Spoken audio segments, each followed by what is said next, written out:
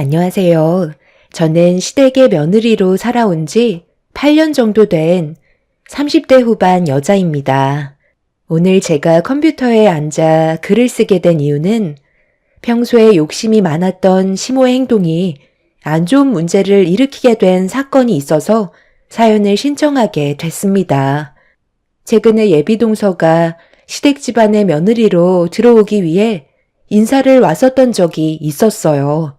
예비동서가 병원장 딸이라는 말에 시모의 눈은 평소와 다른 눈빛으로 변했고 집안은 난리가 났었죠. 이미 시모는 병원장이라는 말이 나오는 순간 예비동서를 며느리로 받아들인 상태였어요. 그리고 평소에도 저에게 함부로 대했던 시모는 제가 받은 상처들은 생각도 하지 않고 오로지 예비 동서한테만 집중이 되어 있었습니다. 결국 저도 기분이 좋지 않았던 터라 시모에게 불만을 털어놓게 되었지만 눈 하나 깜빡하지 않고 오히려 더 막말을 퍼부으셨어요.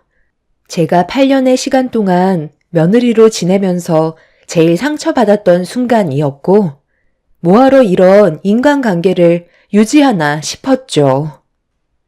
더 이상 못하겠어요. 다음날 예비동서가 인사 온다곤 하지만 이건 아니죠. 어머님, 지금 몇 시인 줄 아세요? 새벽 3시예요. 아무리 예비동서가 마음에 들었다 해도 저보고 지금 이 시간에 수산시장에서 해물을 사오라는 게 말이 된다고 생각하세요? 저 오늘 어머님한테 시달리느라 얼마나 힘들었었는데요. 그래서 다녀오지 않겠다는 거야? 새아가가 해물만 먹는다잖아. 그걸 진작에 알았다면 미리 준비했을 텐데 갑자기 막내 아들한테 연락받은 건데 결혼하겠다고 온 예비 며느리를 숟가락만 들고 있게 할 수는 없잖아. 내가 이상한 거니? 아니면 네가 게으른 거야? 병원장 딸이라잖냐. 이 정도 대우는 당연히 해줘야 되는 거라고. 내가 한마디 하면 그냥 군소리 하지 말고 다녀오면 좀 좋아? 이게 나 좋자고 하는 거야? 우리 가족들이 나중에 받을 혜택을 생각하면 이 정도 노력은 아무것도 아니라고. 새벽부터 서로 얼굴 붉히기 싫으니 서둘러서 수산시장 다녀와라. 이번 일만 끝나면 한숨 돌릴 수 있잖아. 빨리 일어나라니까. 아들, 너는 뭐하고 있어? 운전해 줘야 될 거 아니야. 동생 결혼하는데 신경 써줘야 되지 않겠니? 병원장 며느리 들어온다는데 지금 잠이 와? 빨리 일어나라. 아유, 엄마. 제발 그만 좀 하세요. 병원장이 뭐 얼마나 대단하다고? 이 난리예요. 오늘 하루 종일 고생한 거 생각하면 열불 터진다고요. 당장 나가주세요. 볼 것도 없는 것들이 아주 입만 살았지? 너희들이 나한테 뭘 해줬는데 제대로 된 여행을 보내줘봤어? 아니면 명품 하나 선물을 해줘봤어? 용돈도 입에 풀칠할 정도만 주면서 나한테 미안하지도 않아? 막내 아들이 병원장 딸을 데려오면 내 삶이 바뀌고 얼마나 많은 것들을 누릴 수 있겠니? 너희들이 채워주지 못하는 거 우리 집안 식구로 들어오게 될 예비 며느리가 충족시켜줄 수 있을 텐데 최대한 결혼식까지는 성사시켜야 되지 않겠어? 나를 만족시켜주지 못할 것 같으면 불만 가지지 말고 내가 하라는 대로 움직여라. 점심시간 맞춰서 온다고 했으니까 시간이 많지 않다. 후딱 준비하고 내가 적어준 대로 사와라. 시모는 저희 부부 말은 아예 들으려고도 하지 않았어요. 무조건 시모의 말만 듣길 원하셨죠. 저희 부부는 토요일 아침 일찍 와서 시모가 시키는 일을 하느라 쉬지도 못하고 계속 움직였었어요.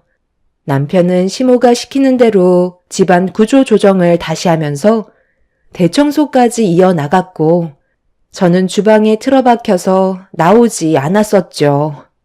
그렇게 시모는 다음 날에 있게 될 예비동서의 인사자리에 조금이라도 눈에 거슬리는 건 보고 싶지 않아 저희를 이용하면서 부려먹었습니다. 그렇게 녹초가 될 때까지 진이 빠져버린 상태로 쓰러지다시피 방 안에 들어가 누워 잠이 들었었는데 시동생과 시모가 전화통화를 하면서 대화를 하다가 예비동서가 거의 해물만 먹는다는 한마디를 꺼내게 되었는데 시모는 그걸 놓치지 않고 또다시 새로운 음식을 준비하기 위해 잘 자고 있던 저와 남편을 깨우게 되었던 거죠.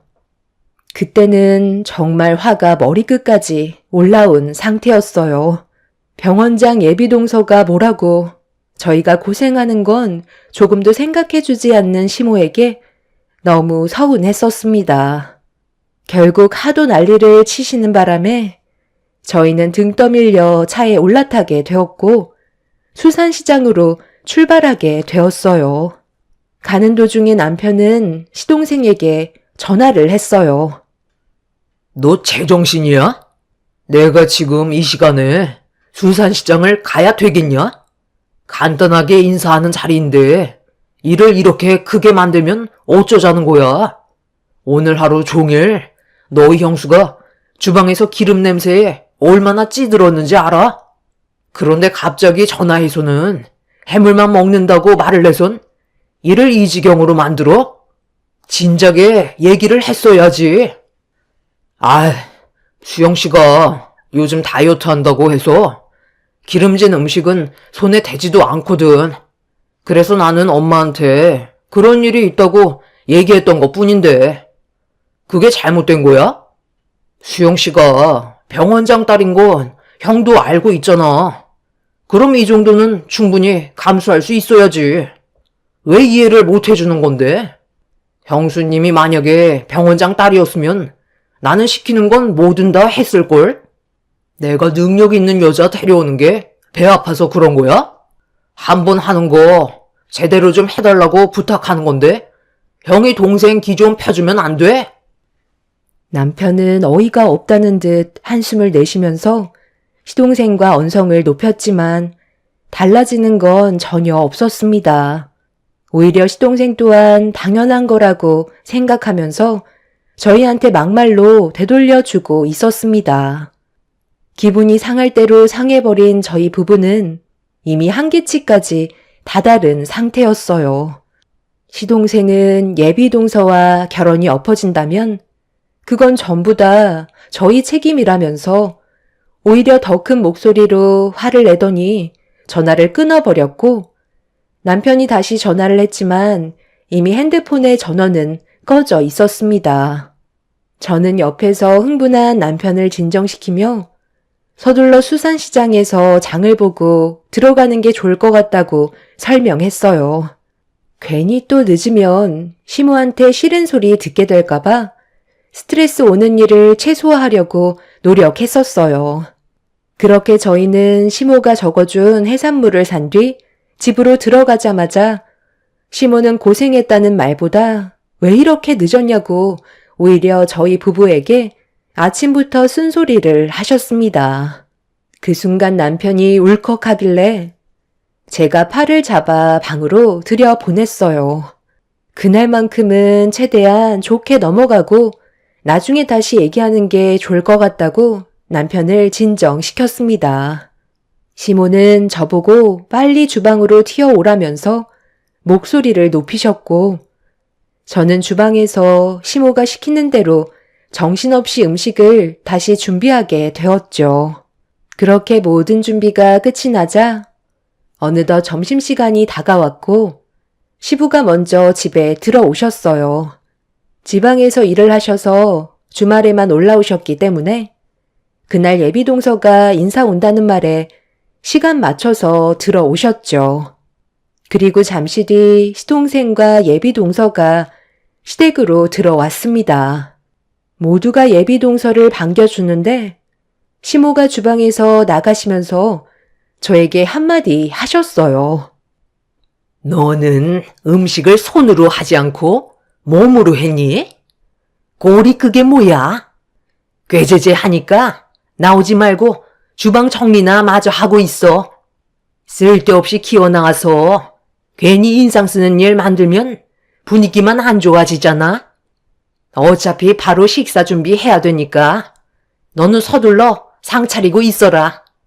표정 관리에 신경 쓰고, 알았지? 시모는 거실에 들어선 예비 며느리를 보더니 밝은 목소리로 반겨주셨어요. 거의 이틀간 고생한 저에게는 고생했다는 말 한마디 하지 않으시고 음식 준비하느라 녹초가 된 상태였는데 저보고 꾀제제해서 창피하다며 나오지 말라고 하는 시모의 한마디에 상당히 큰 충격을 받게 되었죠.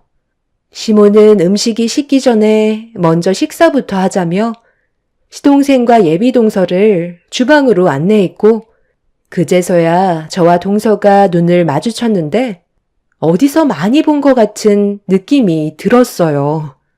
일단 간단하게 인사를 주고받긴 했지만 낯이 익은 얼굴이라 계속해서 예비동서에게 시선이 가고 있었죠. 시모는 서둘러 음식을 내오라며 재촉하셨고 저는 일단 먼저 상차림을 끝냈습니다. 그렇게 모두가 식탁 테이블에 둘러앉아 식사를 하려고 하기 시작했고 저도 남편 옆에 앉아서 허기진 배를 채우려는데 시모가 제 팔을 붙잡더니 저를 끌어당겼어요. 그리곤 시모는 저에게 귓속말로 황당한 한마디를 뱉으셨죠.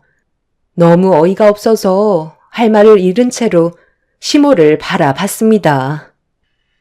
너 지금 배 안 고프잖아. 나중에 먹어도 되는 거 아니야? 굳이 그 차림으로 자리에 앉아야 되겠니? 일단 너는 부엌에 서 있어라. 부족한 음식들이 있으면 채워줘야지. 내가 일어나서 음식을 내어줄 수는 없잖아. 그냥 부엌에 처박혀 있고 나오지 않는 게 좋겠다. 오늘 하루 네가 희생 좀 해줘라. 알겠지? 시모는 저를 부엌으로 밀어내었어요. 남편은 제가 자리에 앉지 않자 손짓하면서 같이 식사를 하자고 불렀지만 시모가 고개를 돌려 저를 노려보시길래 주방에서 한참 동안 음식을 만들다 보니 생각이 없다며 대충 둘러댔어요. 이미 감정이 상한 상태였지만 저로 인해 식사 자리를 망치는 건 원하지 않았어요. 그래서 참고 또 참으면서 시모가 시키는 걸 묵묵히 하고 있었는데 예비동서의 얼굴이 어디서 본 것 같은데 잘 기억이 나지 않아 계속 힐끗힐끗 쳐다보고 있다가 예비동서가 그걸 의식했는지 갑자기 숟가락을 내려놓더니 저를 보며 기분 나쁘다는 표정으로 한마디 건넨 순간 예비동서의 태도에 저는 깜짝 놀라고 말았습니다. 아니, 제 얼굴에 뭐가 묻었나요? 아니, 왜 계속 쳐다보세요?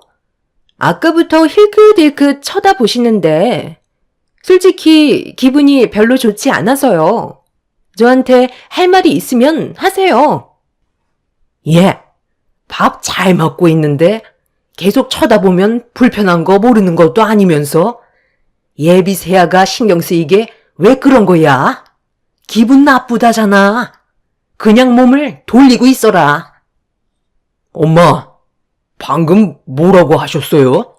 왜 저 사람이 몸을 돌리고 있어야 되는 건데요?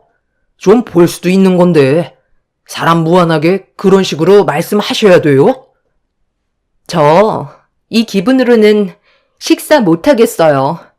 웬만하면 그냥 넘어가려 했는데 너무 불쾌해서요. 이제 그만 먹어도 되는 거죠? 요즘 다이어트 중이라 제가 좀 예민해진 것도 있기는 한데요. 여러 가지로 신경 쓸 일도 많아서 음식이 입에 넘어가지 않네요. 거실에서 마저 대화하는 게 좋을 것 같은데 괜찮으시죠? 너는 세아가 밥 잘 먹고 있는데 괜히 기분 상하게 해서 이게 뭐니? 빨리 사과해라. 분위기 망쳤으면 좋겠어. 네가 쳐다보는 게 기분이 안 좋았다잖아. 아유, 또 시작이야? 수영씨가 이해 좀 해줘. 우리 집안 식구들이 원래 좀 그래. 한 사람 한 사람 비 맞추는 게 쉽지가 않아. 다 먹었으면 거실로 가자. 형수, 과일 좀 부탁해요. 그리고 수영씨가 식사가 끝나면 따뜻한 차를 항상 마시니까 그것도 좀 같이 준비해 주세요. 나까지 입맛이 뚝 떨어져 버렸네. 저는 예비 동서의 태도에 입을 다물지 못했었어요. 뚫어지게 쳐다본 것도 아니고 기분 나쁜 시선을 보낸 것도 아닌데 어른들이 뵙는 자리에서 숟가락을 내려놓더니 초면에 예의 없는 말을 꺼내는 예비 동서의 한마디에 놀란 저는 할 말을 잃어버렸었죠. 남편은 시동생과 예비 동서의 예의 없는 행동에 얼굴을 붉히기 시작하는데 식사를 하시던 시부가 식탁 테이블이 부서질 정도로 손바닥으로 내리쳤어요. 화가 잔뜩 올라오셨는지 시동생과 예비 동서를 무서울 정도로 노려보셨죠. 순식간에 분위기가 차갑게 가라앉게 되자 예비 동서는 시부의 돌발 행동에 많이 놀랐는지 딸꾹질을 하면서 시동생에게 찰싹부터 시부를 바라보고 있었어요. 시부는 시동생과 예비 동서에게 한마디 할 줄 알았는데 갑자기 저를 보시더니 제 잘못이라면서 손님에 대한 예의가 아니었다며 예상하지 못했던 상황이 벌어지고 말았습니다. 누가 봐도 시동생과 예비 동서가 잘못한 건데 제가 너무 뚫어지게 쳐다봐서 부담 가지게 만든 게 원인 제공 요인이라며 자리에서 일어나신 뒤 주방에서 나가셨네요. 시부는 거실로 돌아가 소파에 털썩 앉으셨고 시동생과 예비 동서는 시부를 따라가 자리에 앉았습니다. 그러니까 내가 뭐라고 그랬어? 눈치껏 행동해야 될 거 아니야. 너는 왜 이렇게 대처 능력이 없니? 너 나중에 나랑 따로 얘기 좀 해야 되겠다. 정말 뭐 하나 마음에 드는 게 하나도 없어. 식사 잘하고 있는 사람을 뚫어지게 쳐다보면 당연히 불쾌할 거라는 생각 안 하니? 궁금한 게 있으면 나중에 물어보던가 하면 되잖아. 제가 대놓고 본 것도 아니고 멀찍이 서서 잠깐씩 얼굴 한번 본 것밖에 없는데 이게 이렇게까지 욕을 먹어야 될 일이에요? 저는 부담을 느낄 정도로 대놓고 쳐다본 적은 없었는데요. 저 이제 그만 돌아가 볼게요. 전날부터 온갖 고생은 다 했는데 돌아오는 건 욕밖에 없으니 더는 여기 있고 싶지가 않네요. 너 제정신이야? 지금 얼마나 중요한 자리인지 몰라서 그래? 이 결혼 너 때문에 파투나면 책임질 거야? 우리한테 온 기회를 걷어찰 거냐고? 억울하고 기분 나쁜 게 있어도 나중에 다시 얘기하면 되는 거잖아. 분위기 파악 못하고 이대로 나간다면 예비 며느리는 기분이 어떻겠어? 결혼 문턱은 아예 밟아볼 수도 없게 되는 거라고. 쓸데없는 행동하지 말고 후딱 과일 준비해 내어주면서 기분 나쁘게 했던 거에 대해 사과해라. 그럼 아무 일도 없을 거라고. 병원장 딸이라고 엄청 쩔쩔 매시네요. 이 사람이 뭘 잘못했다고 사과까지 해야 되는 거죠? 당신 방에 들어가서 짐 챙겨서 나와. 엄마는 정말 끝까지 이기적인 거 알아요? 더는 저희 찾지 마세요. 이런 대우 받아가면서까지 왕래하고 싶지 않습니다. 힘들게 고생한 거에 대해 고맙다는 말 한마디 하시지 않고 오히려 욕만 얻어먹고 있는데 뭐하러 이 집에 들어와요? 지금까지 저도 참을 만큼 참았어요. 결혼이 파투가 나든 말든 그건 저희가 신경 쓸 일이 아니니까 알아서들 하세요. 자기들이 좋으면 결혼까지 하겠죠. 다시는 연락하지 마세요. 평생 얼굴 볼 일 없을 겁니다. 엄마 아들로 태어난 게 정말 후회가 되네요. 저는 시모에게도 너무 서운했었지만 시부의 행동에 상당히 큰 충격을 받은 상태라 더는 시댁에 있고 싶지가 않았어요. 그래서 남편의 말대로 방에 들어가 짐을 챙겼고 뒤이어 남편도 방으로 들어와 짐 챙기는 걸 도와주고 있었죠. 그런데 갑자기 시부가 방 안으로 들어왔어요. 남편이 신경도 쓰지 않자 시부가 화를 내셨습니다. 너 이대로 나가면 정말 나랑 끝나는 거니까 잘 생각해야 될 거다. 내가 봐도 며느리가 잘못한 건데 이런 식으로 네가 편을 들면 내 입장이 뭐가 되겠어? 아버지는 지금 옳은 행동을 하셨다고 생각하세요? 그 자리에서 꼭 이렇게 이 사람한테 화를 내야 했어요? 저는 이미 아버지랑 끝났으니까 비키세요. 나도 이제 지긋지긋한 삶 좀 청산하자. 병원장 딸이 며느리로 들어오면 지금 일도 그만두고 매달 들어오는 용돈으로 편하게 좀 살아보려고 하는데 며느리가 예비 새아가 심기를 건드렸다가 결혼 안 한다고 하면 내가 생각했던 계획이 전부 틀어지는 거잖아. 그래서 분위기가 더 심각해지기 전에 내가 먼저 나섰던 것뿐이다. 그래서 금방 정리가 됐잖아. 그냥 조용히 과일 먹고 대충 대화 나눈 다음 상견례 잘 마치고 결혼식 올리면 끝인데 그걸 못 참아서 상황을 심각하게 만들어야 되겠어? 몇 시간만 참으면 끝나는 건데 이대로 나가는 건 좋은 방법이 아니라는 거 너도 잘 알잖아. 빨리 자리로 돌아가 앉아라. 아버님, 정말 너무하시네요. 그러니까 아버님도 병원장 딸이 며느리로 들어온다고 하니까 욕심이 생기셔서 가족들 앞에서 저한테 그렇게 하신 거예요? 무슨 말을 더 할 필요가 뭐가 있겠어요. 어차피 아버님은 혼자만 생각하지 저희 입장에서는 단 한 번도 생각해 준 적 없으시잖아요.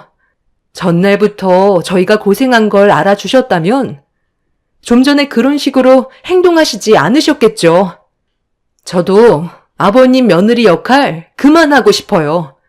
이렇게 살 바엔 이 사람이랑 둘이서 사는 게 훨씬 행복할 것 같네요.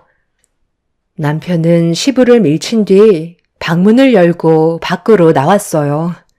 저도 그 뒤를 따라 나섰습니다. 시동생과 예비동서는 저희 부부를 바라보면서 어이가 없다는 표정으로 바라보고 있었습니다. 그런데 현관문을 나서려는 순간 예비동서를 어디서 봤는지 기억이 나게 되면서 왜 시동생과 결혼을 하려는 건지 그제서야 이해가 되더라고요. 능력이 좋은 것도 아닌 시동생이 병원장 딸과 결혼한다고 했을 때 뭔가 이상했었는데 제 기억이 돌아오자 속으로 환호성이 터져 나오고 있었습니다. 그렇게 저는 남편과 함께 친정으로 돌아가 제 딸을 주말 동안 돌봐주신 부모님과 함께 시간을 보낸 뒤 용돈을 드리고 집으로 돌아왔어요. 남편은 집에 와서도 시댁 집안 식구들의 행동과 예비동서의 예의 없는 모습들에 쉽게 화를 가라앉히지 못하고 있었죠. 그날 저녁 시부모님께 전화가 왔지만 저희 부부는 받지 않았습니다. 그렇게 시간이 지나고 시부모님은 상견례까지 전부 다 끝낸 뒤 결혼식 일정을 저희한테 문자로 남겨주셨어요. 웬만하면 참석하라고 했지만 끝내 저희 부부는 결혼식도 참석하지 않았습니다.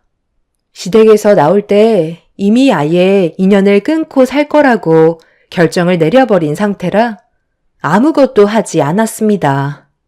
시부모님과 시동생 또한 결혼식을 참석하지 않았다는 거에 화가 많이 났는지 그날 이후 연락은 아예 오지도 않았어요. 저는 이런 삶이 너무 행복했었죠. 더 이상 눈치 안 봐도 되고 시달리지 않아도 돼서 지금의 삶에 충분히 만족하며 지내고 있었어요. 그렇게 몇 달의 시간이 지났을 때 시부모님과 시동생이 저희 집에 찾아왔어요. 연락을 받지 않다 보니 무작정 얼굴부터 들이민 시댁 식구들이 너무 불쾌했었는데 시모의 한마디에 저는 속으로 웃음이 터지고 말았습니다. 바로 본론만 얘기할 테니까 우리 좀 도와줬으면 좋겠다. 너희들 모아놓은 돈 좀 빌려줄 수 있니?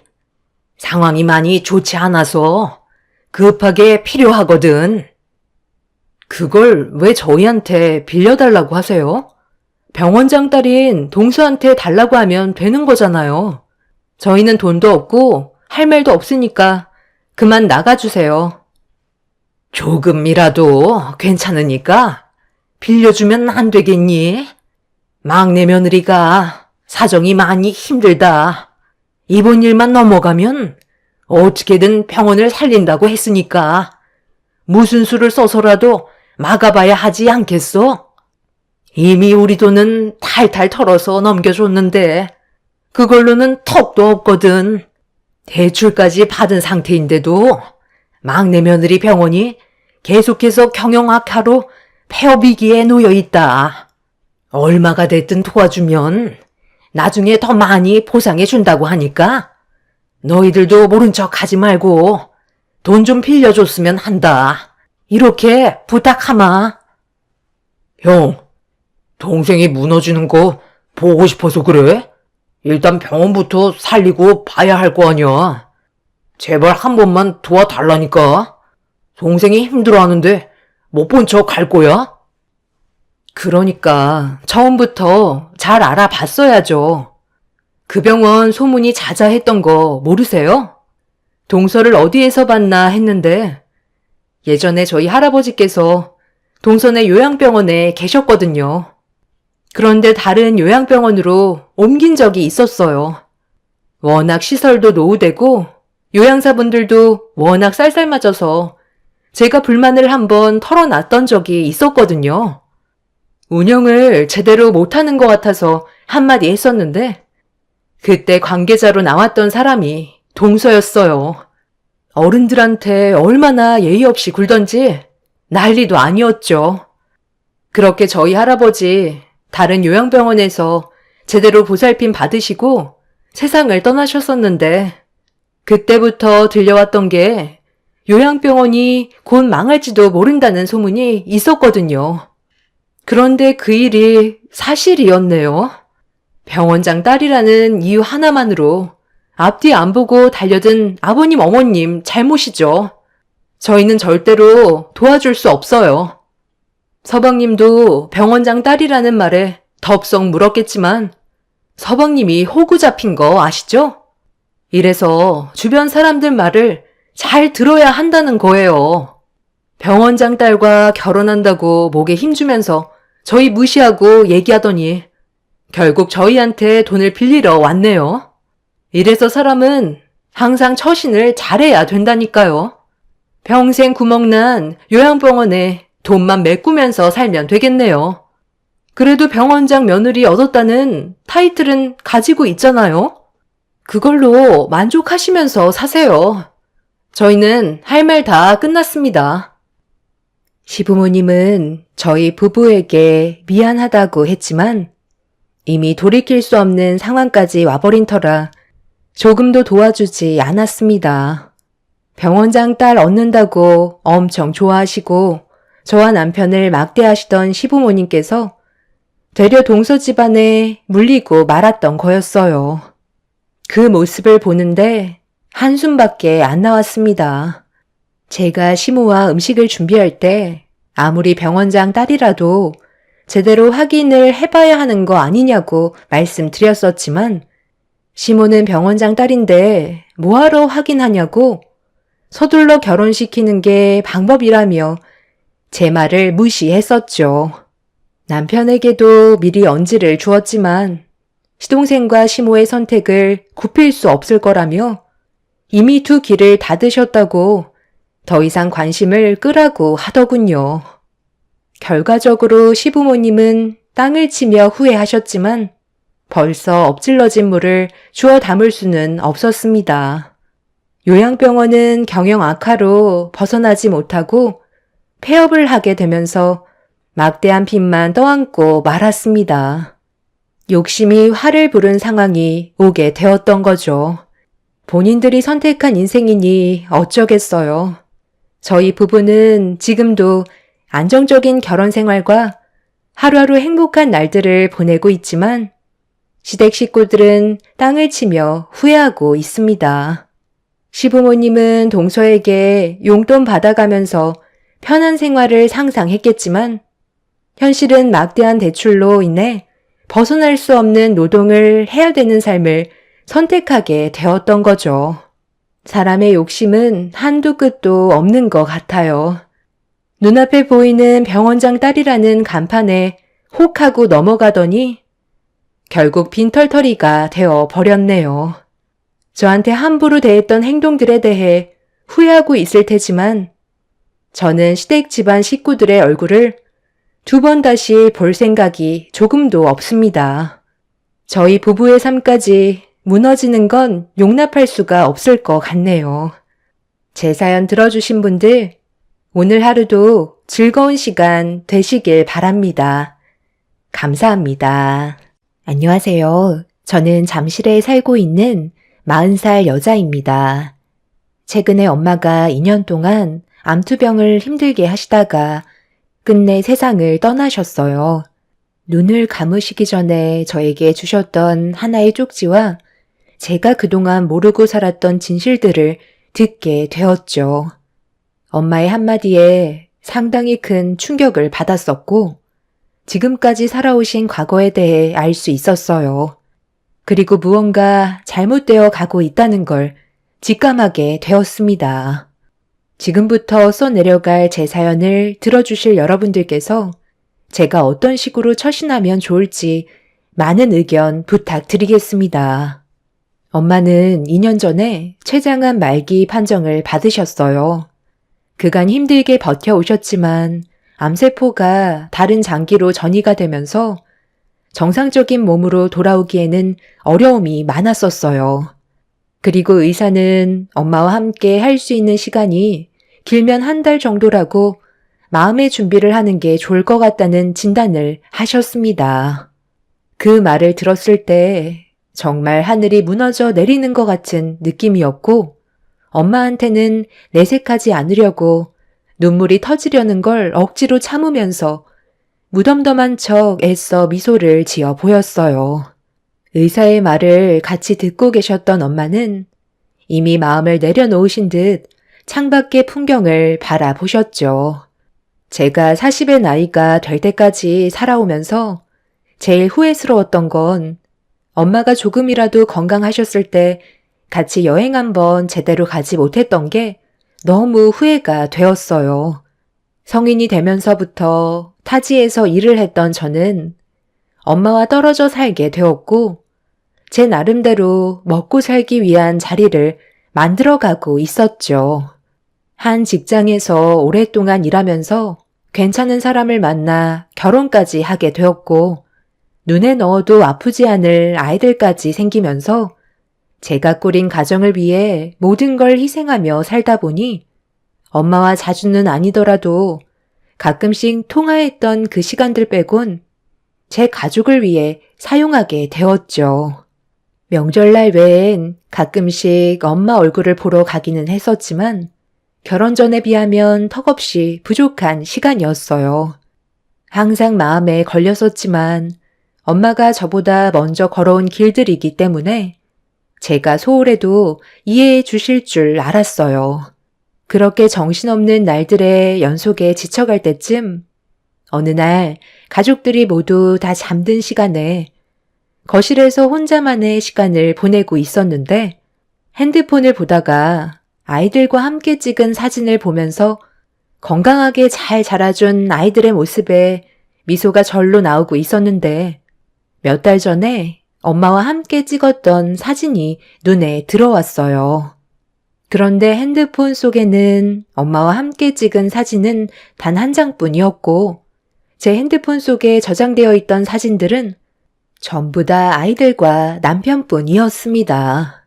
결혼을 하기 전에는 항상 엄마 옆에 껌딱지처럼 붙어 있었는데 저도 자식을 낳고 살다 보니 엄마를 향했던 제 사랑은 자연스럽게 아이들을 위해 쏟게 되면서 엄마를 너무 신경 써드리지 못한 것 같아 마음이 안 좋았었어요.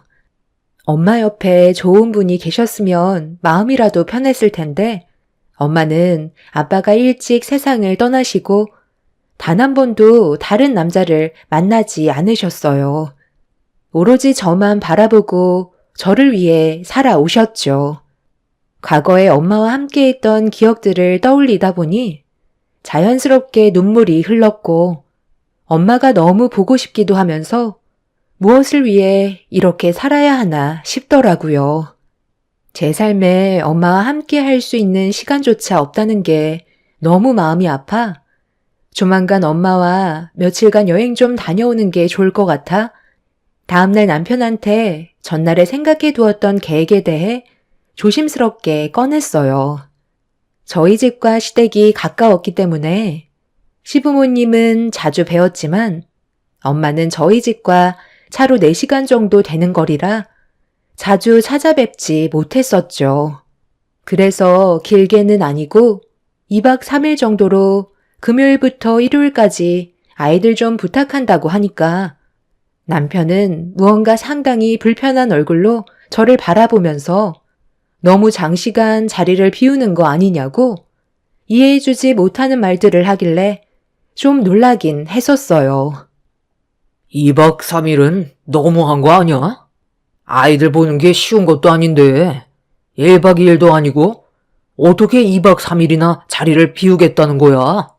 이건 좀 아니지 않나? 당신 아버님 어머님 집은 가까우니까 자주 왕래를 했지만 우리 엄마 집은 거리가 있어서 자주 찾아뵙지 못했었잖아. 그리고 혼자 계셔서 외로우실 텐데 이번에 엄마랑 같이 시간 좀 보내주면 내 마음이 좀 편할 것 같아서 그래. 집에서 혼자 아이들과 함께 있는 게 힘들 것 같으면 아버님 댁에 잠깐 가 있으면 되잖아. 어차피 아버님 어머님은 아이들을 좋아하시니까 당신도 좀 다녀와. 내가 언제 이런 부탁 한 적 있어? 자주도 아니고 처음 부탁하는 건데 들어주기 힘든 거야? 애들이 어느 정도 컸다고 해도 아직 초등학생이고 신경 쓸 부분들이 얼마나 많은데 당신이 없으면 얼마나 힘든지 알아? 꼭 가야 돼. 명절 때 들리면 되잖아. 내가 이렇게까지 부탁하는데 좋게 좀 보내주면 안 되는 거야? 솔직히 당신은 시댁에서 사소한 모임이라도 전부 다 챙기려 하잖아. 그런데 정작 내가 무슨 부탁 하나라도 하면 이런저런 핑계 다 대고 끝까지 우리 엄마 집에 가지 않으려고 피하지 않았어? 나는 그런 것도 서운했었지만 서로 얼굴 붉히면서 싸우고 싶지도 않아서 참고 넘어간 적도 많다고. 그러니까 내 부탁을 들어주지 않겠다는 거네. 무슨 말인지 충분히 이해했어. 차라리 내가 아이들 데리고 친정에 다녀올게. 당신도 나한테 집안일로 부탁하지 마. 여태껏 당신이 원하는 대로 정말 많이 맞춰줬지만 조금도 고마워하지 않는 것 같아. 그럼 나 먼저 나갈게. 남편은 어이가 없다는 듯 저를 바라봤어요. 화가 정말 많이 올라왔지만 아침부터 목소리 높이고 싶지 않아 꾹 참고 아이들을 데리고 먼저 밖으로 나왔습니다. 몇 년 전까지만 해도 남편과 같은 직장에 다녔었지만 다른 회사에서 남편한테 스카웃 제의가 들어와 다른 곳으로 이직해서 회사를 따로 다니게 됐었는데 그쪽 회사에서 일이 잘 안 풀리는지 최근 들어 짜증도 상당히 많아졌고 무엇을 하던 항상 불만이 많았었어요. 감정 기복이 심해진 남편 때문에 저 또한 많이 힘든 상태였지만 최대한 좋게 풀어가려고 지속적인 노력을 했었어요. 하지만 달라지는 건 크게 없었습니다.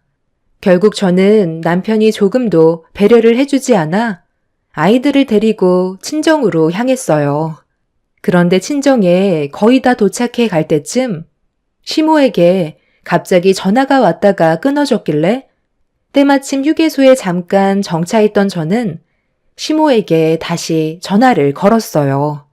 제가 연락을 드리자마자 바로 받으신 시모는 앞뒤 다 자르시고 화부터 내면서 당장 올라오라고 소리를 지르셨습니다. 너는 생각이 있는 거니? 내 아들한테 다 들었다. 며칠 전에 서로 한바탕 했었다며? 너 혼자 아이들 데리고 사돈댁에 가면 뭐라고 생각하겠어?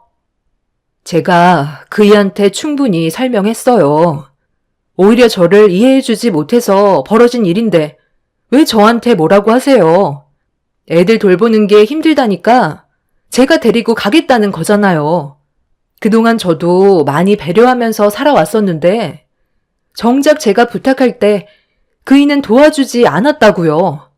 하루 이틀 문제가 아니에요. 최근에 정말 많이 부딪히고 있어요.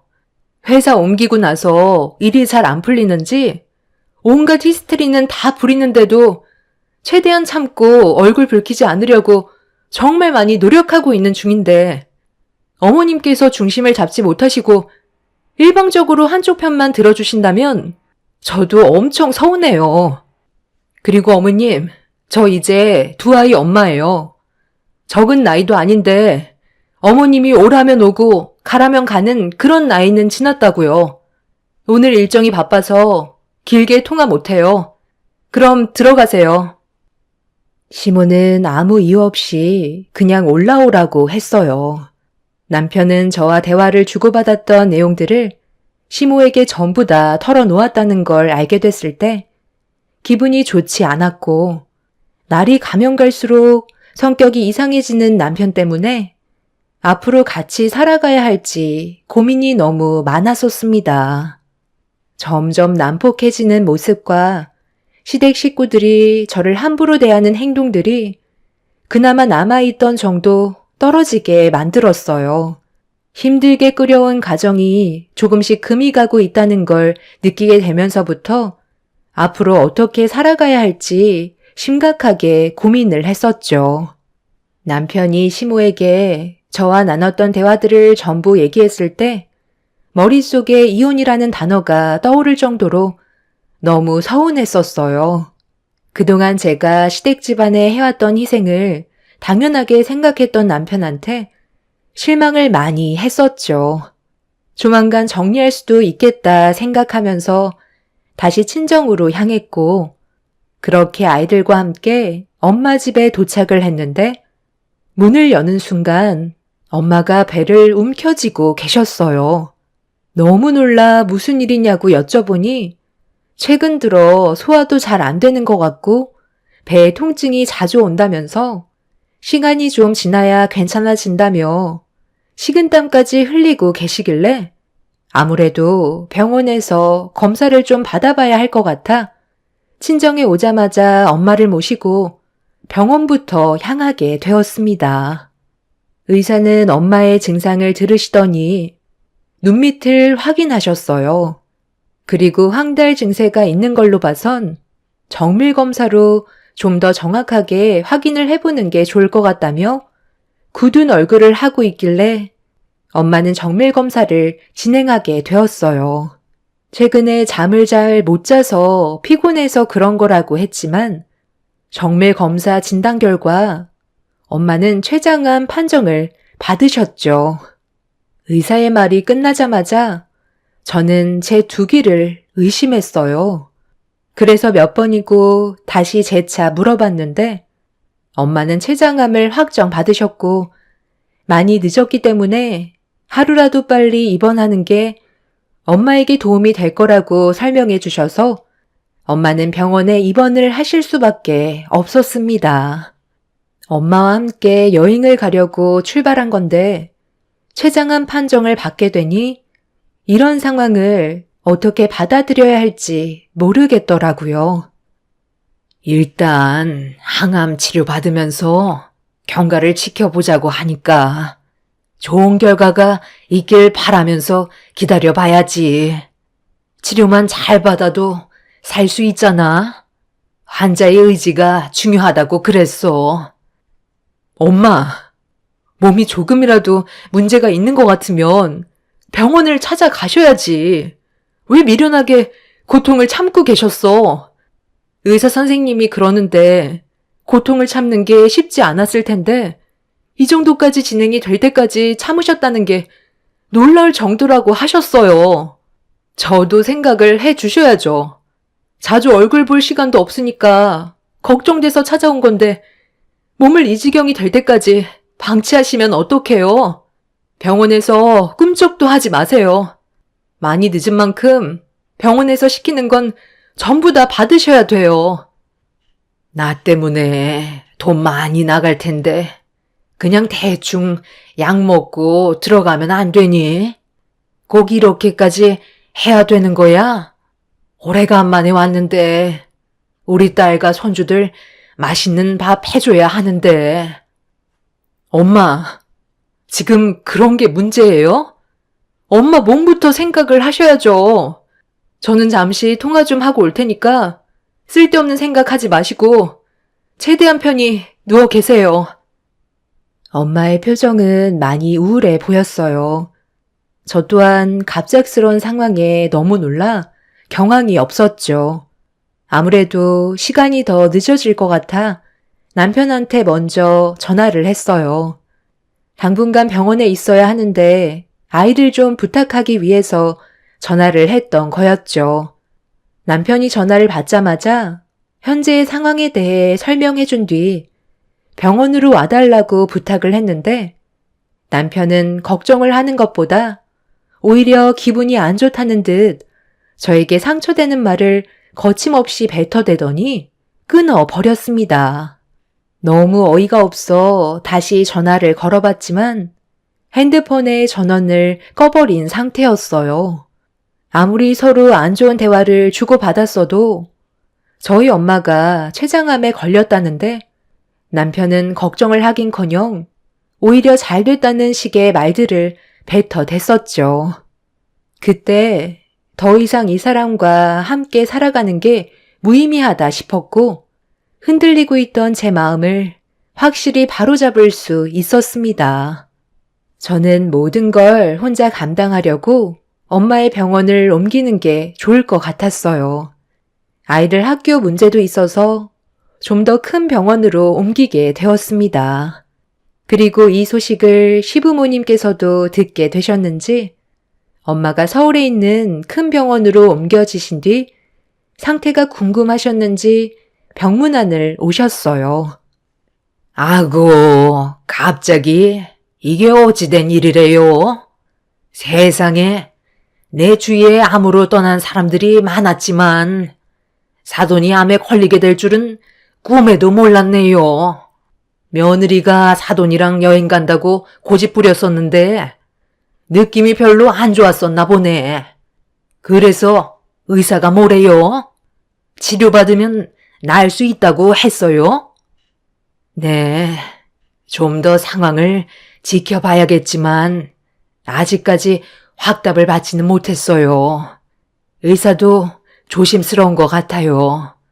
그걸 봤을 때 암이 꽤 진행됐다는 걸 직감할 수 있었죠. 일단 병원에서 시키는 건 뭐든 해야 되겠죠. 저도 아직까지 우리 딸과 하고 싶은 일들이 많거든요. 그런데 윤서방은 요즘 많이 바쁜가 봐요. 요즘 걔가 회사 일이 잘 안 풀려서 야근이 잦아요. 시간 되면 알아서 들리겠죠. 그나저나 병원에 오래 입원하시면 안 될 텐데 치료를 받는 게 장기화가 되면 서로가 많이 힘들잖아요. 김병에 효자가 없다고 사돈이 오래 끌수록 모두가 힘들어진다는 거예요. 며느리 네가 고생이 많겠다. 애들은 내가 돌봐주도록 하마. 시모는 아이들이 병원에 오래 머물러 있으면 좋지 않다고 엄마와 간단하게 인사를 주고받은 뒤 집으로 돌아가셨어요. 저는 엄마와 단둘이 있으면서 최대한 밝은 모습을 보여드리려 노력했어요. 긍정적인 생각만 해야 엄마한테 조금이나마 도움을 줄 수 있을 것 같았죠. 하지만 저도 사람인지라 저를 한평생 홀로 모든 걸 희생하면서 키워주신 엄마가 세상을 떠나시게 될 거라는 걸 알게 되니 감정을 추스를 수가 없었고 어느 정도 현실을 받아들이게 되면서부터 제 눈에 눈물이 마르지 않았습니다. 그런 와중에 남편이 잠깐 얼굴을 비추긴 했었지만 저와 감정이 좋지 않아 오래 있다 가지는 않았어요.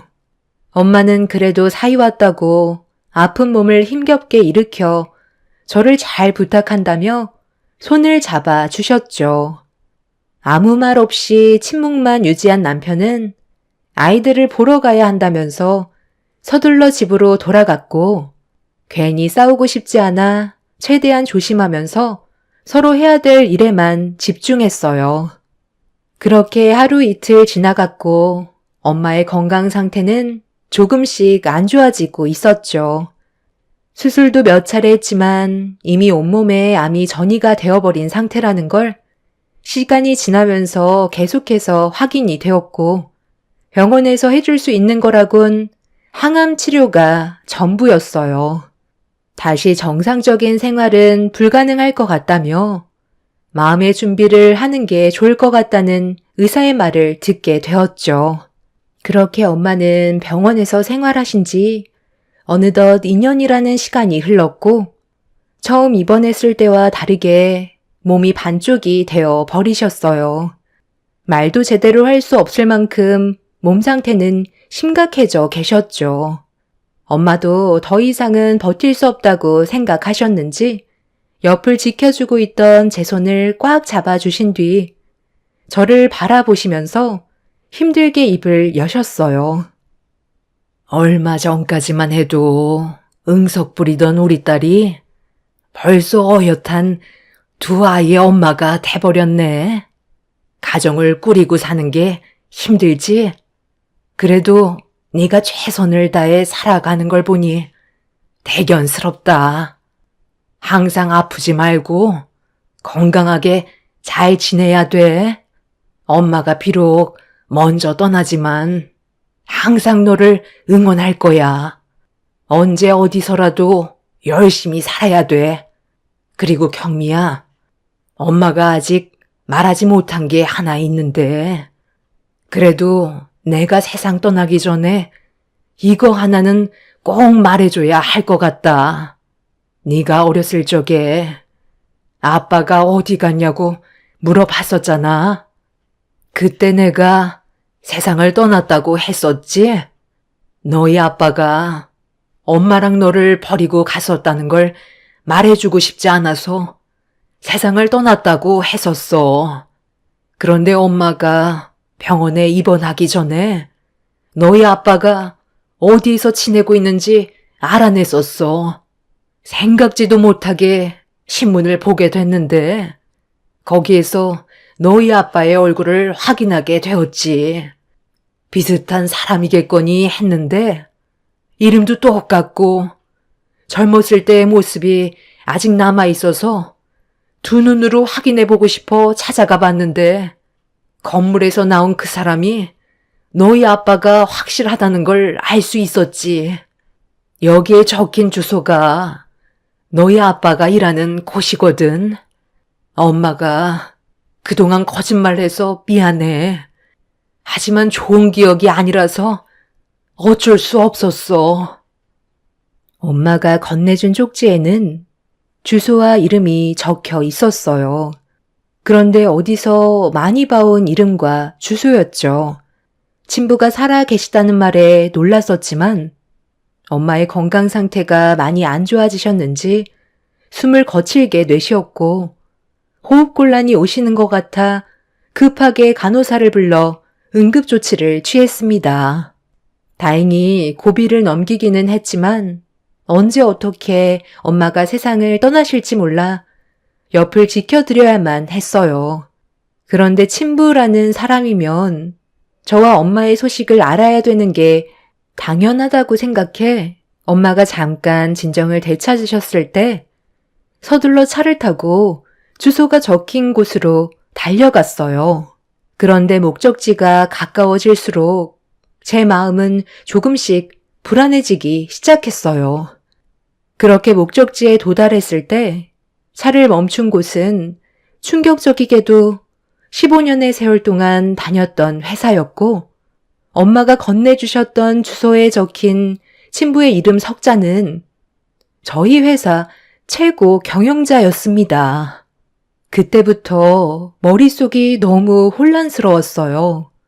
회사 대표와 얼굴을 마주할 일이 많지는 않았지만 오다 가다 인사 정도는 주고받았었는데 그분이 저희 친부라는 말이 당최 믿기 어려웠지만 한 번쯤은 확인을 해보는 게 좋을 것 같아 차에서 내려 경영자실로 올라가게 되었죠.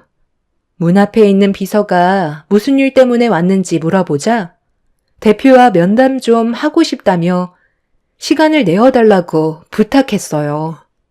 비서는 대표님께 여쭤보았고 들어가도 된다는 말에 문을 열어 대표님의 얼굴을 보는 순간 온몸이 떨려오고 있었죠.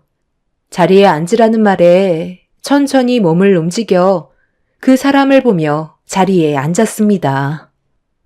집안에 안 좋은 일이 있어서 며칠간 회사 오기 힘들다고 하더니 무슨 일 때문에 보자고 한 건가? 말을 잘하지 못하는 것 보니 어려운 부탁인가? 뭐 하나 여쭤보고 싶은 게 있어서요. 숨기지 마시고 솔직하게 말씀해 주시면 감사하겠습니다. 제가 말로 설명하는 것보다 이걸 보여드리는 게 빠를 것 같아서요. 저희 엄마 사진인데요. 혹시 서로 아시는 사이세요? 그나마 제일 젊었을 시절 때의 사진이 그것밖에 없어서요. 저희 엄마는 대표님을 알고 계시다고 하셨거든요. 아니, 이 사진 속의 여자는 경미 씨가 어떻게 이 사진을 가지고 있는 거지? 그럼 수키 딸이 경미 씨라는 건가? 지금 그 사람은 어디 있지? 저희 엄마가 어디 계신지 알려드리기 전에 제 질문에 먼저 답부터 해주시는 게 좋을 것 같아요. 왜 그때 저희 엄마를 버리셨어요? 혹시 바람 피우셨나요? 내가 수키를 버렸다고? 그게 무슨 말이야? 나를 버린 건 그 사람이었다고. 내가 찾아갔을 땐 이미 다른 지역으로 이사를 가버린 상태였어. 그날 이후 내가 얼마나 힘들었는지 알아? 갑자기 연락도 없이 사라져서 전국 방방곡곡 찾아다녔지만 끝내 찾을 수가 없었다고. 일단 그 사람 얼굴부터 봐야 할 것 같네. 엄마는 지금까지 당신이 버린 줄 알고 계시던데요? 그래서 제가 아빠에 대해 여쭤보면 항상 세상을 떠나셨다고 하셨어요. 그러다 이번에 친부가 살아 계시다는 말을 해주셨고요. 2년 전에 신문에 나온 적이 있으시죠? 그때 저희 엄마가 당신 얼굴을 확인했는지 회사 앞에까지 오셔서 직접 얼굴까지 확인하시고 돌아가셨어요. 저한테 얘기할지 말지 고민하시다가 오늘에서야 진실을 말씀해 주신 거라고요. 당신이 우리 엄마와 저를 버렸잖아요. 나는 절대로 그런 짓을 한 적이 없었어. 내가 갔을 때는 이미 이사를 가버린 상태였다니까. 왜 내 말을 믿지 못하는 거야? 경미 씨가 그럼 내 딸이라는 거야? 15년 동안 한 회사에 머물러 있으면서 친부가 옆에 있는데도 몰랐던 것도 충격이었지만 저희 엄마가 해주셨던 말과 친부라는 사람의 말이 너무 달랐어요. 친부는 엄마가 임신을 했다는 사실조차 모르고 있었죠. 그리고 결혼식을 올리지도 않았었기 때문에 허락을 받기 위해 본가에 몇 번이나 찾아가 노력을 했었지만 받아주지 않으셨대요. 친부의 집안에서는 결혼할 다른 여자가 있으니 얼씬거리지도 말라며 강하게 밀어붙였고 친부 옆에 다른 여자가 생겼다는 걸 목격하게 된 엄마는 상당히 큰 충격을 받아 이사를 가게 된 거였어요. 이런 상황들을 설명하니 그때 당시의 기억을 전부 떠올리지는 못하지만 옆에 있었던 사람은 집에 초대받고 오신 분이었는데 술이 너무 많이 취해 넘어진 걸 부축해 줬던 걸로 기억하고 계셨습니다. 중간에서 친부의 친모가 저희 엄마를 며느리로 받아들이기 싫어 꾸며낸 일이었다는 걸 알 수 있었죠. 친부는 연락도 없이 사라져서 저희 엄마에 대해 원망과 그리움을 안고 살아가고 있었지만 세월이 지나면서 잊혀지게 되었고 지금은 새로운 가정을 꾸린 채 살아가셨던 거였어요. 오해들로 인해 벌어진 일들이 제자리로 돌아오는데 40년의 시간이 걸린 거였죠.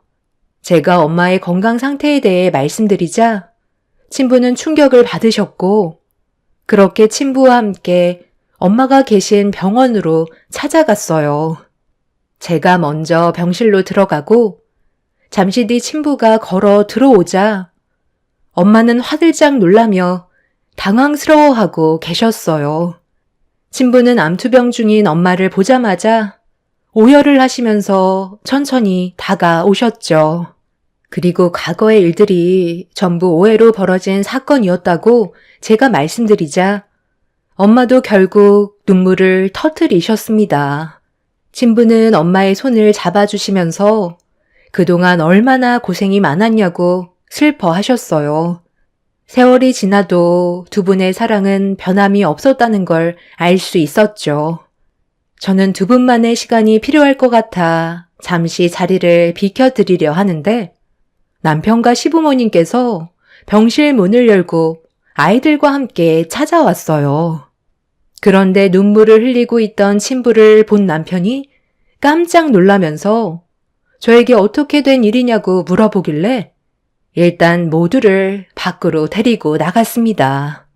남편과 시부모님께 모든 사실을 침착하게 설명을 했는데 그 순간 시모의 한마디에 저는 당황하고 말았어요. 그동안 엄마 옆에서 병수발을 들면서 저에게 온갖 상처를 주셨던 분이 갑자기 태도가 바뀌시면서 제 양쪽 손을 잡아 들어 올리셨어요. 그럼 저기 사돈 옆에 계신 분이 친부라는 말이냐? 아니 어떻게 이런 일이 다 있을 수가 있니? 우리 아들도 너희 회사에 다녔었잖아. 그럼 대표라는 사람이 이제 너희 친부가 되는 거야? 살다 보니 나한테도 이런 날이 오네. 우리 아들도 다시 너희 회사로 복직해야 되겠다. 앞으로 얼마나 많은 것들을 누리면서 살겠어? 그동안의 고생을 한꺼번에 포상을 받는구나. 애썼다 애썼어. 그럼 우리는 뭐부터 하면 되는 거니? 너희 회사가 작은 것도 아닌데 돈이 얼마나 많겠어? 그동안 못 받은 거 다 받아내라. 이참에 우리도 떵떵거리며 살아야 되지 않겠니? 내가 뭐라고 그랬어? 너희들이 이혼하는 거 신중하게 생각하라고 그랬지? 정말 대표님이 너희 친부였다는 말이야? 확실한 거야?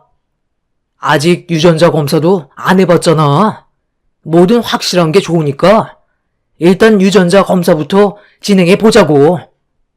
애들이 자꾸 당신이 보고 싶다고 해서 어쩔 수 없이 왔는데 어떻게 이런 일이 생길 수가 있냐?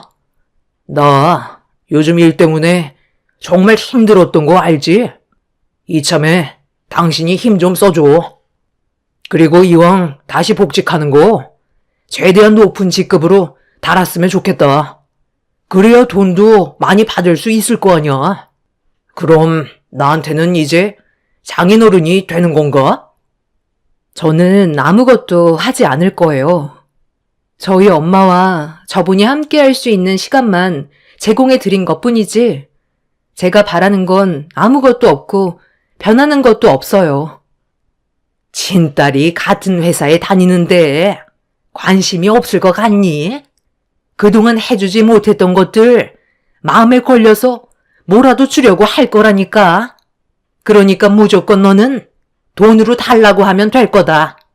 내 말 무슨 뜻인지 알지? 돈다발이 굴러 들어오는데 발로 걷어 찰 거니? 최대한 뽑아 먹을 수 있을 때까지 벗겨 먹어야지. 정말 생각하시는 게 어쩜 그래요? 제가 방금 말씀드렸잖아요. 바뀌는 건 아무것도 없다니까요. 애들은 놔두시고 그만들 돌아가세요. 시부모님과 남편은 예전과 전혀 다른 모습으로 저를 대하고 있었어요. 회사의 대표가 제 친부라는 사실에 모든 것들을 돈이라고 생각하고 있었죠. 이런 사람들과 그동안 함께 했다는 게 온몸에 소름이 돋았고 그 사람들을 향한 실망은 더욱더 커지고 말았습니다. 이런 상황들을 안타깝게 생각하고 위로해 주는 게 아닌 어떻게 하면 돈을 뜯어낼 수 있을지 고민을 하고 있는 그 사람들한테 정말 질려버려 더 이상 함께 하고 싶지 않았어요.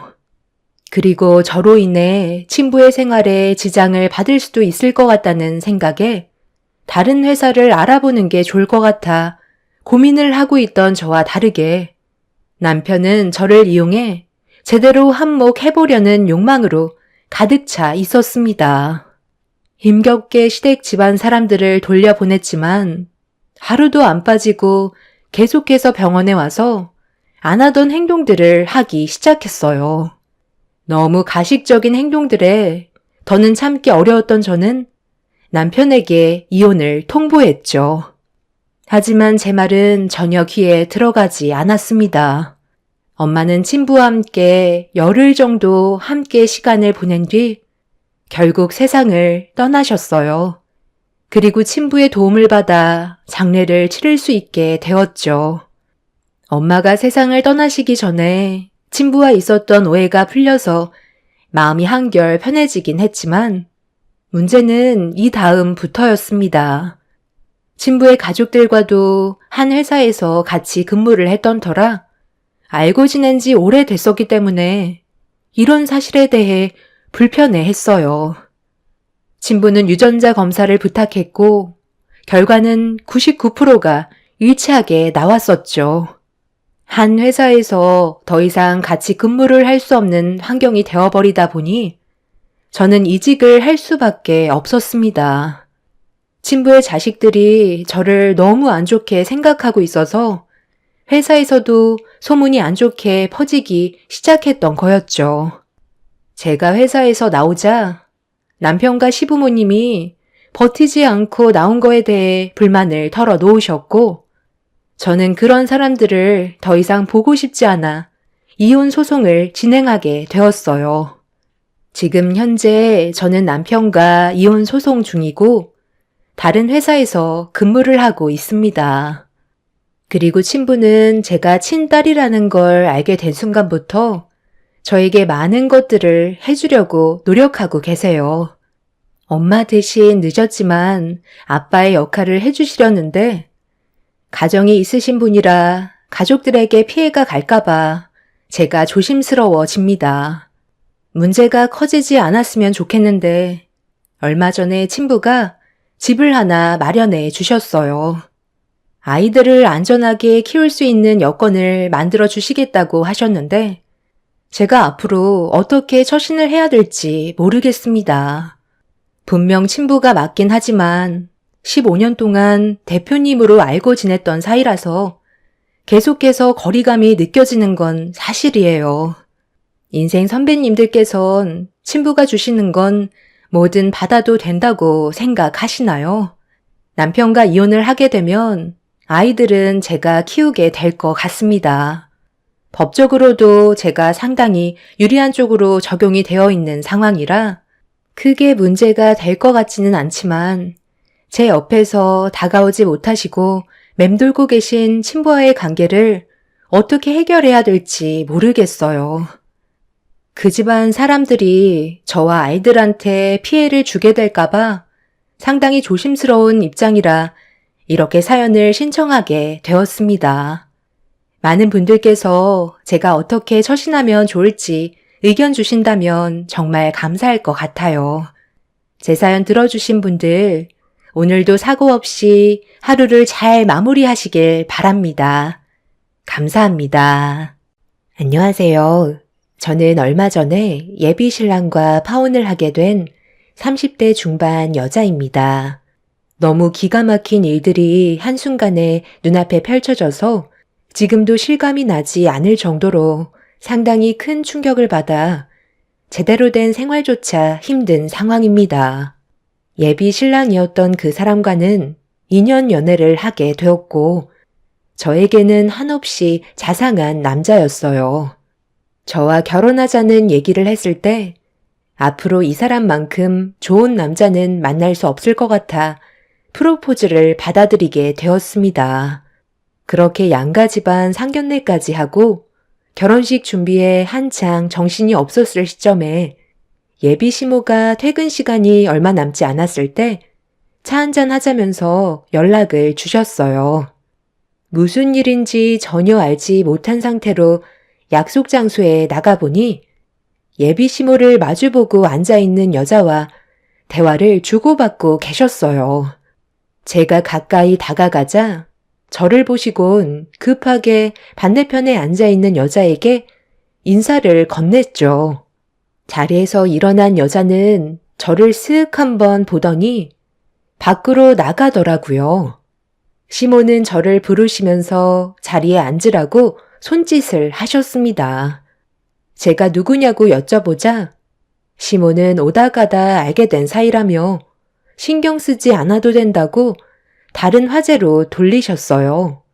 자주 뵌 적은 없었지만 그날따라 분위기가 좀 이상했고 시모의 얼굴은 고민이 많아 보였습니다.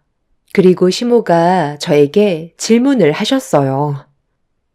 내가 너를 부른 이유는 결혼식이 얼마 남지 않았지만 뭐 하나 물어보고 싶어서 불렀다. 내 아들을 위해서라면 너는 어디까지 희생을 할 수 있다고 생각하니? 갑작스러운 질문에 많이 당황스러워 보이는데 나는 뭐든 확실하게 짚고 넘어가야 직성이 풀리거든. 결혼식 전에 조금이라도 문제가 있다면 언제든지 엎어질 수 있다는 거 명심했으면 좋겠다. 결혼하고 나서도 조금의 문제가 생긴다면 조금도 고민하지 않고 너희들을 갈라놓을 거니 이 결혼 신중해야 할 거야. 내 아들이 지금 너에게 푹 빠져 있어서 일단 묵묵히 상황을 지켜보고 있긴 하지만 언제든 내가 중간에서 제지할 수 있다는 거 인식하고 있어야 한다. 다시 한번 물어보겠는데 내 아들을 위해 어디까지 희생을 할 수 있니? 목숨까지도 아깝지 않을 정도로 정말 진심으로 사랑하고 있는 중인 거야? 아니면 내 아들이 종합병원 후계자의 자리에 있고 우리 집안의 재력만 보고 겉으로만 사랑한다고 하는 거니?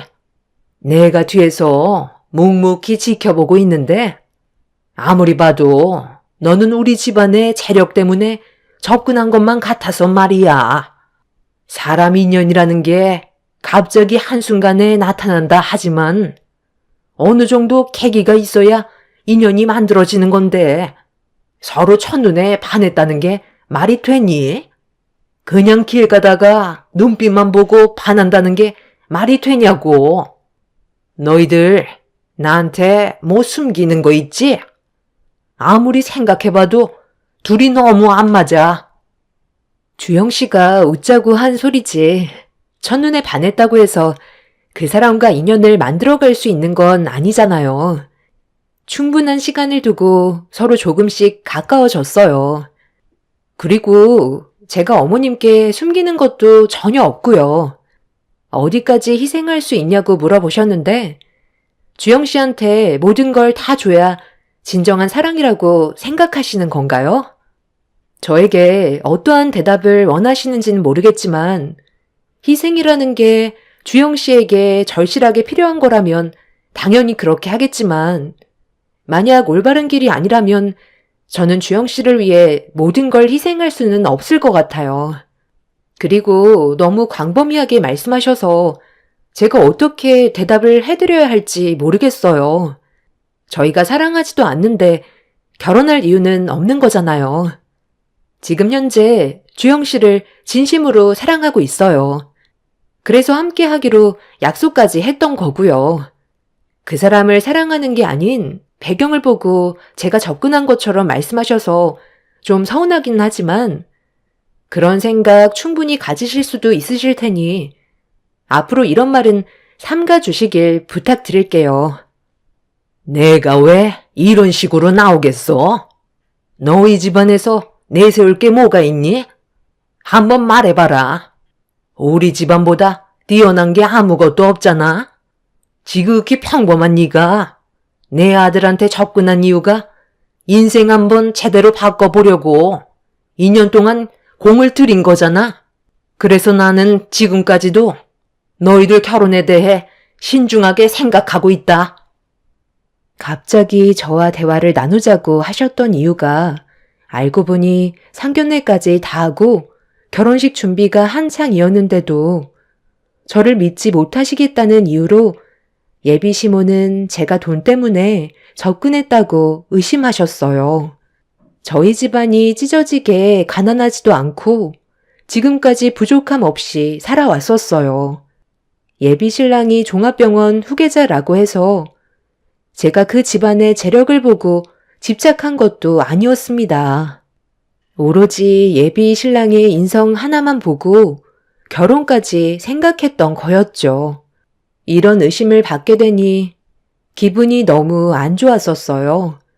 아무리 예비 시댁 집안 쪽이 잘 산다 해도 저를 그런 시선으로 바라보고 있다는 건 저희 부모님까지 안 좋게 보고 계셨다는 건데 그런 생각을 하게 되니 그동안 예비 시모를 좋은 쪽으로 봐왔었는데 겉과 속이 다른 사람이라는 걸 알게 되자 그때부터 거리를 두는 게 좋을 것 같다고 판단했어요.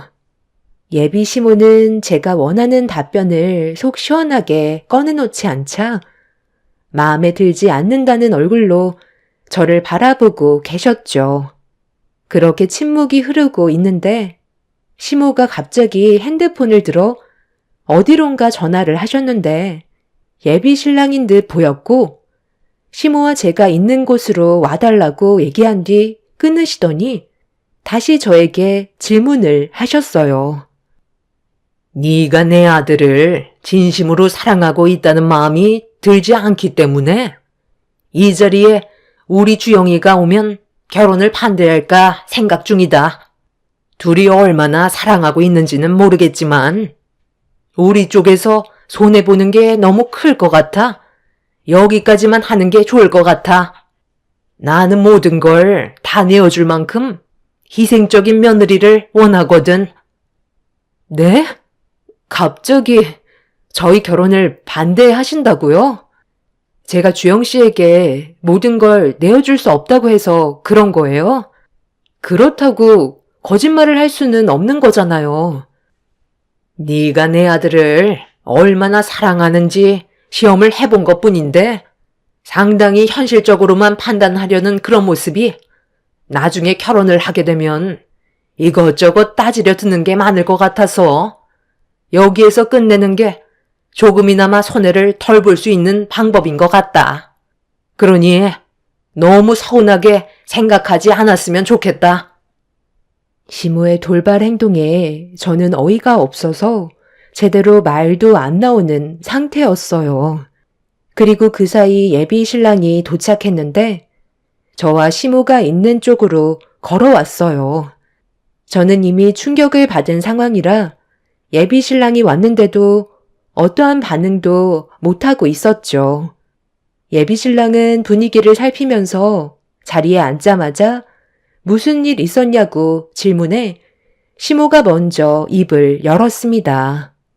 저와의 결혼에 대해 다시 생각해 보는 게 좋지 않겠냐고 조금의 고민도 하지 않으신 채 예비 신랑의 생각을 물어보셨습니다. 저 이제 막 왔어요. 갑자기 그런 말씀 하시면 제가 무슨 답변을 드려요? 이 사람이랑 결혼을 하지 않겠다는 생각은 조금도 해본 적이 없었는데요. 왜 그러시는데요? 무슨 일 때문에 파혼 얘기까지 나와요? 이 사람이 뭘 잘못하기라도 했어요? 저희 관계에는 조금의 문제도 없이 잘 유지해 오고 있어요. 네가 오기 전에 내가 이것저것 좀 물어봤는데 쟤는 안 될 것 같다. 무슨 일이 있더라도 평생을 함께해야 될 배우자라면 좋던 안 좋던 무조건 너를 믿고 따라가야 되는 게 맞는 건데 네가 잘못된 길을 걸어간다면 가차없이 등 돌리고 다른 남자를 알아보겠다고 하는데 내가 결혼 반대 안 하게 생겼니? 어머, 제가 언제 그렇게 얘기했어요. 그럼 주영 씨가 잘못된 길을 걷고 있는데도 뒤에서 밀어주라는 거예요? 저는 이 사람이 잘 되길 바라지 잘못되길 원하지 않는다고요. 그리고 제가 언제 다른 남자를 알아본다고 했어요. 그렇게 말한 적 단 한 번도 없었는데 왜 이 사람한테 거짓말까지 하시는 거예요? 갑자기 저한테 이러시는 이유가 뭐예요? 그게 그 얘기랑 같은 거지. 네가 내 아들과 결혼을 하려면 나에게 믿음을 줘야 하는데 만족한 답을 주지 않고 있잖아. 그러니까 여기까지만 하자는 거다. 엄마, 이 결혼은 제가 원해서 하는 거예요. 그리고 이런 식으로 나오시는 건 너무 억지 아니에요? 도대체 왜 그러시는 건데요? 솔직히 털어놔 보세요. 제가 그동안 살아오면서 봐온 엄마는 아무런 계획 없이 억지 부리시는 사람이 아니라는 거 잘 알고 있어요. 그러니까 왜 제가 이 사람과 헤어져야만 하는지 정확하게 알려주세요. 얼마 전까지만 해도 이 사람에 대해 칭찬을 늘어놓으셨으면서 갑자기 이렇게 나오시면 저희 둘 다 당황스럽죠. 결혼식 준비도 거의 다 끝났다고요. 나는 너랑 함께할 배우자가 조금도 부족하지 않았으면 좋겠다. 좀 더 잘난 여자를 만나길 원하는데 쟤는 너무 지극히 평범한 집안이잖아. 서로 좋은 감정만 있다고 해서 앞으로의 결혼 생활에 문제 없다는 보장이 어디 있어? 서로 보완해줄 무언가가 있어야 되는데 제가 너에게 무엇을 해줄 수 있냐는 거야. 꼭 뭘 해줘야만 되는 거예요? 저희 얼마나 잘났는데요. 그럼 엄마는 얼마나 완벽한데요? 아버지와 지금까지 함께 살아오신 동안 엄마의 말씀처럼 서로 보완해주면서 잘 지내오셨어요? 그것도 아니잖아요. 두 분 다 눈만 마주쳐도 화부터 내셨으면서 저한테 그런 말씀 하실 처지가 되세요? 그런 걱정 안 하셔도 되니까 이제 그만하시고 집으로 돌아가시는 게 좋겠어요. 그리고 앞으로는 제 허락 없이 이 사람 따로 불러서 이런 얘기 하지 마세요. 오늘까지만 그냥 넘어갈 거예요. 예비 신랑은 저에게 미안하다면서 시모 대신 사과를 했어요. 예비 시모는 본인이 겪어온 길을 그 사람이 똑같이 걷게 될까봐 걱정돼서 그런 거라고 계속해서 예비 신랑을 설득하고 계셨습니다. 잘 나가다가 갑자기 파혼하라는 말을 듣게 되니 저도 당황해서 무슨 말을 해야 될지도 모르겠더라고요. 예비 신랑은 더 이상의 분위기를 심각하게 만들지 않기 위해 시모를 일으켜 세운 뒤 저에겐 나중에 따로 연락 주겠다며 급하게 밖으로 나가 버렸습니다. 저는 그 모습을 멍한 상태로 바라만 보고 있다가 다리에 힘이 풀려 다시 자리에 앉아 떨리는 몸을 진정시켰어요. 지금까지 조용하셨던 시모가 갑자기 저를 불러 예비 신랑과 헤어지라는 말을 꺼냈을 때 너무 큰 충격을 받았었죠. 처음부터 반대를 한 것도 아니고 갑자기 돌발 행동을 하셔서 어떻게 대처를 해야 할지 몰라 난감하기만 했었어요. 저도 한숨 돌린 뒤 집으로 들어가자 예비 신랑한테 전화가 왔죠.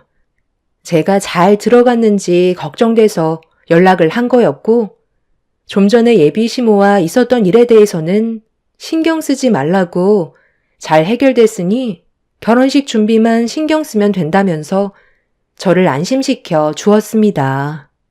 하지만 조금도 풀리지 않은 의문은 예비 시모가 무슨 생각으로 그런 말을 하셨는지 이해할 수가 없었어요.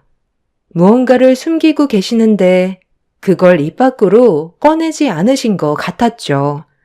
그날 이후 예비 시모에게 연락 온 적은 없었고 저도 먼저 연락을 드리지 않았습니다. 쓸데없이 행동했다가 오히려 더 큰 일이 생기게 될까봐 최대한 상황을 지켜보고 있었죠. 그렇게 별일 없이 다시 일상으로 돌아갔고 어느새 결혼식 당일이 되어 예비 신랑과 정신없이 준비를 하고 있었습니다. 그때까지만 해도 별일 없이 잘 지나갈 줄 알고 있었지만 몇 시간 뒤 저에게 엄청난 일들이 눈앞에 펼쳐질 거라곤 상상조차 하지 못했고 상상을 초월한 광경이 펼쳐지게 되었죠. 아침 일찍부터 도착해 분장실에서 화장을 하고 있는데 뒤이어 예비 신랑과 시모가 도착을 했어요. 저를 보며 반갑게 웃어주는 예비 신랑과 다르게 시모는 무언가 불만이 있는 듯한 얼굴을 하고 계셨지만 시모도 자리로 돌아가 화장을 받으셨어요. 헬퍼 이모는 2번 다시 오지 않을 결혼이기 때문에 사소한 거라도 기록을 남겨야 한다며 제가 화장을 하고 있는 분장실 풍경을 담아 주셨어요. 너무 친절하셔서 예비 시모 때문에 잠깐 가라앉았던 제 기분이 다시 좋아졌었죠. 그렇게 헬퍼 이모는 예비 신랑과 시모의 모습도 담아가면서 조금도 놓치지 않기 위해 촬영을 해주셨어요.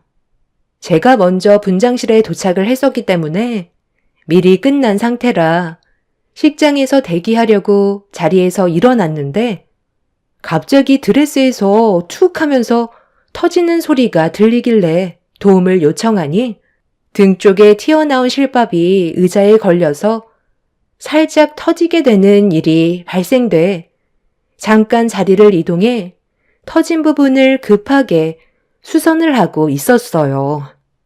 한번 일이 꼬이게 되면 연달아 안 좋은 일들이 생기는 건 아닌지 걱정을 하고 있는데 수선이 거의 끝나갈 때 헬퍼 이모가 갑자기 들어오시면서 저에게 이 결혼을 꼭 해야 되겠냐고 사색이 된 얼굴로 쳐다보셨습니다. 갑자기 이상한 말을 꺼내 놓으셔서 당황한 얼굴로 왜 그러시는지 여쭤보는 순간 헬퍼 이모가 저에게 평상복으로 갈아입고 당장 나가라면서 촬영을 해주셨던 제 핸드폰을 손에 쥐어 주셨어요.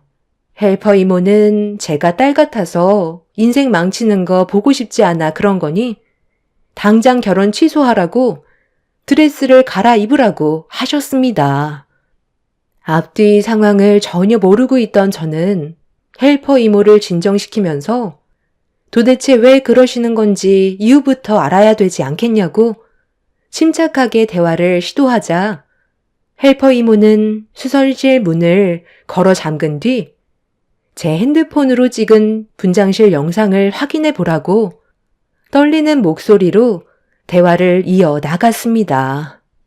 그리고 핸드폰에 찍힌 영상을 확인하는 순간 예비 시모와 신랑의 대화에 엄청난 충격을 받게 되었고 너무 놀란 저는 입을 틀어 막았어요. 그리고 저는 곧바로 옷을 갈아입었습니다. 너, 내가 어제 누굴 만나고 왔는지 알아? 언제까지 중심을 잡지 못하고 이런 식으로 행동할 건데? 너희 아빠가 아는 순간 모두 끝장난다는 거 몰라? 병원 후계자가 이런 짓을 저지르고 다닌다고 알려지기라도 하면 네가 후계자 자리를 이어받을 수 있을 거라 생각해? 정말 이 결혼 진행할 거니? 아유, 당연하죠. 제가 경주 씨를 얼마나 사랑하는데요. 그러니까 결혼까지 생각하는 거 아니겠어요? 엄마는 제발 가만히 좀 있어요. 제 인생 망치고 싶은 거예요? 그럼 걔는 어떻게 할 건데? 저번에 예비 며느리 만나기 전에 그 여자랑 먼저 대화를 나눠봤었다. 무조건 이 결혼 반대하겠다고 하던데 어떻게 할 거야? 걔가 그래요? 내 결혼을 반대하겠다고 엄마한테까지 찾아갔었어요? 그냥 놔둬요. 그렇게 난리 칠수록 그 집안은 뼈도 못 추릴 거예요. 어차피 제가 준비한 식장은 초대받지 않은 사람은 출입을 할 수가 없거든요. 그러니까 안심하셔도 된다는 거예요. 엄마가 계속 불안한 표정을 지으면 경주 씨가 눈치채겠어요. 오늘만큼은 좋은 날이니까 활짝 웃어주시고 앞으로 있을 제 결혼 생활이 잘 될 수 있게 응원이나 해주세요. 그런데 아버지는 왜 안 와요?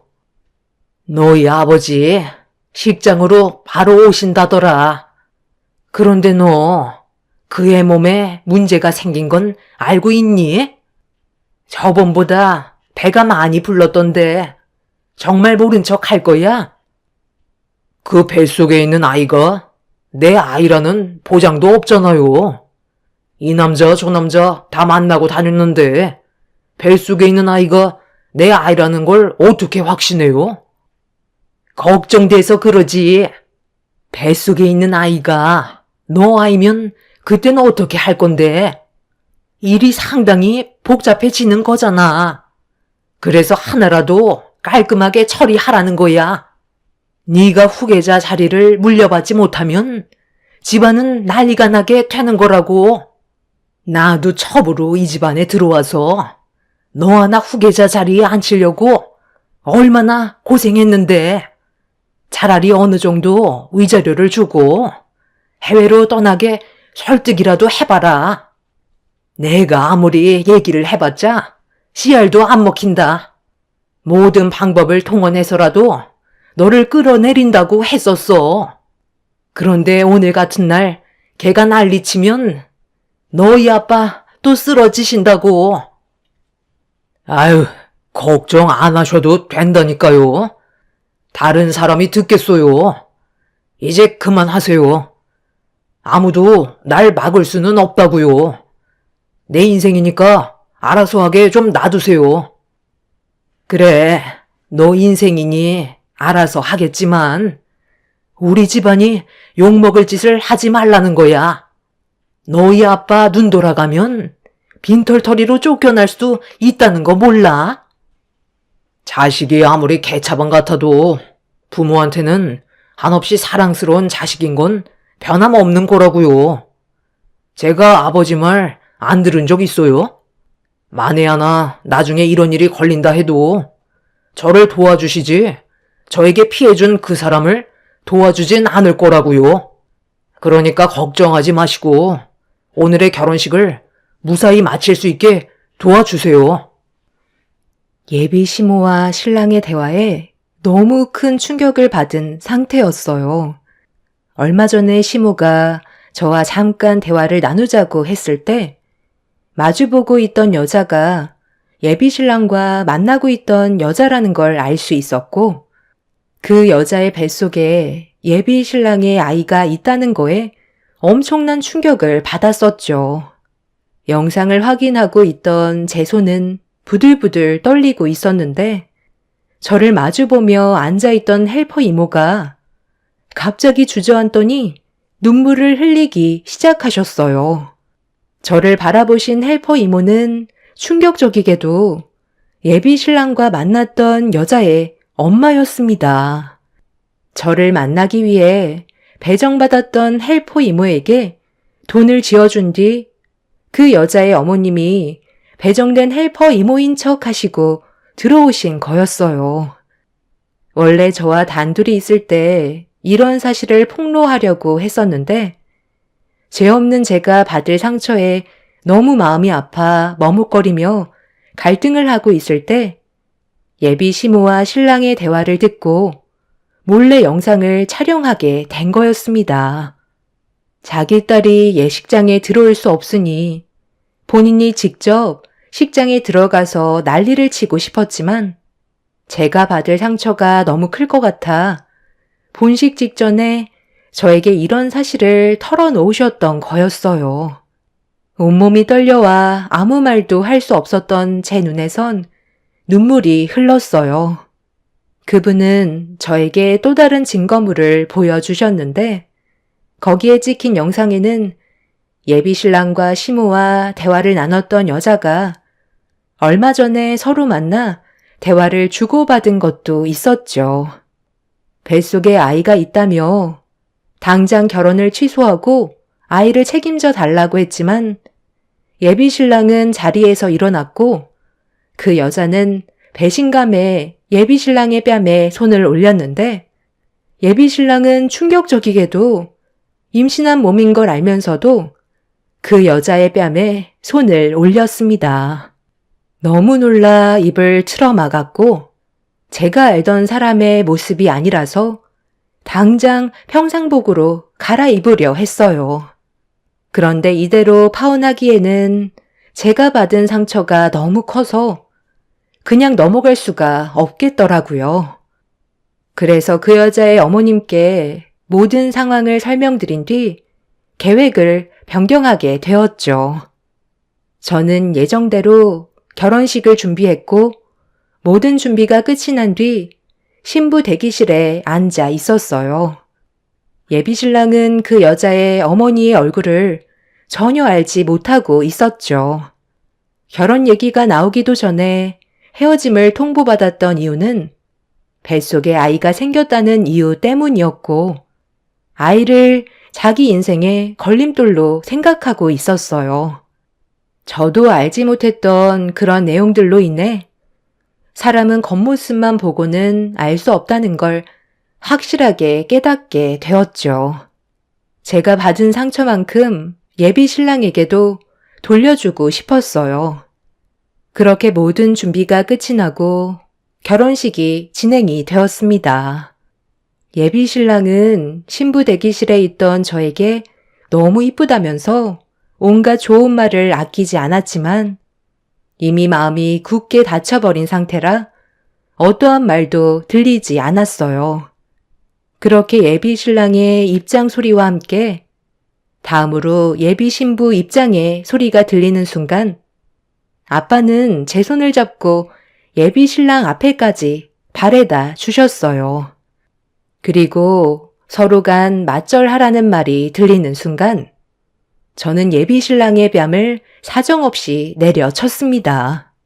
순식간에 일어난 광경에 양가 집안을 비롯해 객석까지 술렁거렸고 제 드레스를 잡아주고 있던 사람이 고개를 들어 예비 신랑을 쳐다보자 놀라서는 그 자리에 주저앉아 저희 둘을 바라보고 있었습니다. 그 여자의 어머니께서 그 여자에게 연락을 하셨고 외부인 출입이 불가능하기 때문에 헬퍼 이모로 저와 같이 식장에 들어오게 된 거였죠.